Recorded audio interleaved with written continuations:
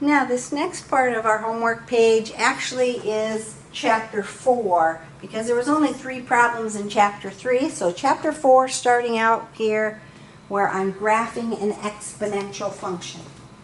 So all I'm really going to do to graph my exponential function, since I don't have any pluses or minus, I don't have any shifts to my graph. So I'm going to use that same basic table that we use, -2, -1, 0, 1, and 2, because we know the center of our graph should be around 0. And then what I have to do is just plug my numbers in for x and solve. So I'm going to take 3/4 to the -2 power.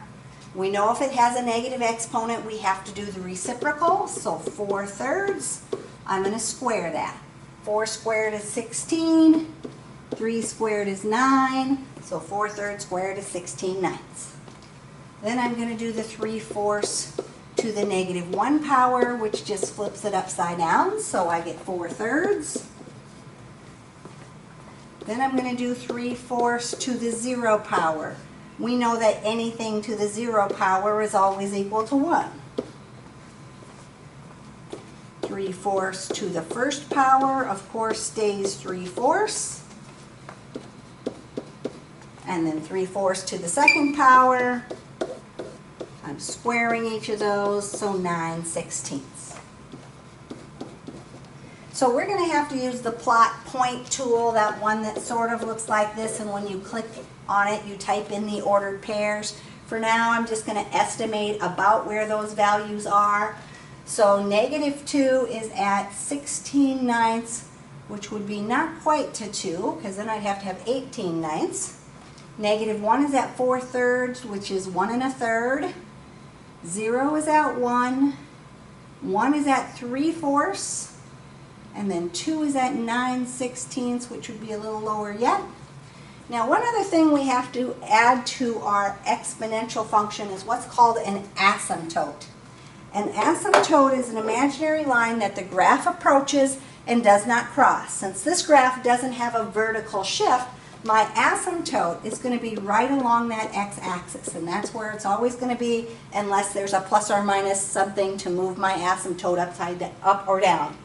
When I hit the graph button, then what's going to happen is this graph is going to come up here, it's going to curve down through those dots, and then it's going to kind of level off right there along that x-axis, and my graph will look something sort of like that.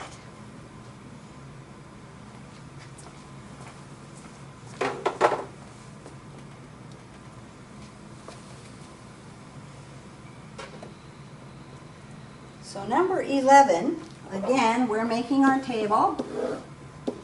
We're going to use -2, -1, 0, 1, and 2. And we're putting in our values. So we're going to have 1/2 to the negative, and then we have -2. Well, if it's to the minus a -2, it makes it 1/2 to the +2. 1/2 times 1/2, 1/4. Same thing, I'm going to have 1/2 to the -1, which makes it to the first power, which makes it 1/2. 1/2 to the -0. Well, there isn't really such a thing as a -0. It's the same thing as the 0 power. Anything to the 0 power is 1. 1/2 to the -1 power. Well, since it's -1, it's going to flip 2/1, which is 2. And then 1/2 to the -2 power. Again, it's going to flip, but we're going to square it, so 2 squared is 4. So we're going to plot those 5 points. -2 is up 1/4. -1 is up 1/2. 0 is up to 1. 1 is up to 2. And 2 is up to 4.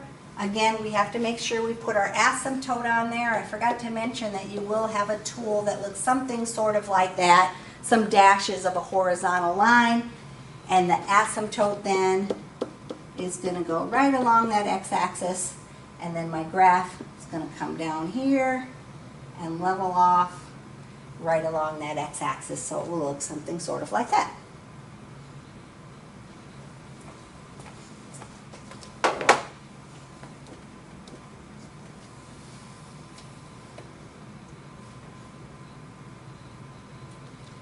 Number 12 then, same kind of thing. I'm going to make my table using -2, -1, 0, 1, and 2, plugging those in. So I have -2 to the -2 power. Now notice there are not parentheses. I have to do the exponent first and apply the negative. So it's like you would have this if I had parentheses. I've got to do this part first. 2 to the -2 power, I'm going to flip it. 1/2 squared is 1/4, so I'm going to have the negative in front, minus 1/4 then. So -2 to the -1 power. By the way, if you used your calculator, you'd use the caret key. -2 to the -1 power should give us a -1/2. -2 to the 0 power. 2 to the 0 power is 1, but I got the negative in front, so -1. -2 to the first power, going to stay -2.